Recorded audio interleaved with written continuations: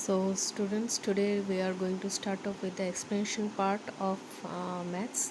So let's first of all start with the explanation of the chapter perimeter and area. So as I have given you some formulas, so let's have a look at the formulas first. First of all, we have perimeter of square, which is P equals to 4 into A units. Here A means side. Now as you all know, the square has 4 sides and all the 4 sides are equal in length. So the perimeter of the square, whenever we'll find out, we'll multiply the side of the square with 4. And units, it can be any unit, it can be centimeter, millimeter, meter, decimeter, any unit. Okay. Next is area of square. Now area of square, whenever we find out, area is denoted by capital A and the small a means side. Now whenever you find out area, so the area of square, it will be A into A, means we will multiply the side 2 times.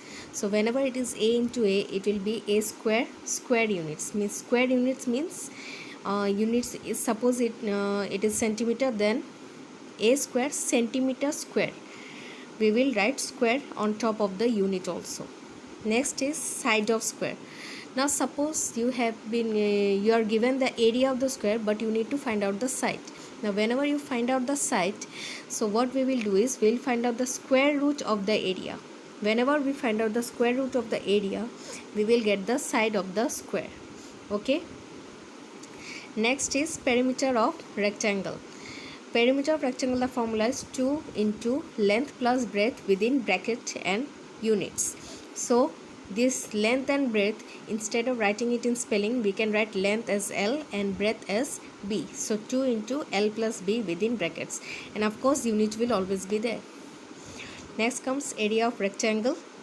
Now area of rectangle, the formula is length into breadth equals to L into B, and here also unit will be there.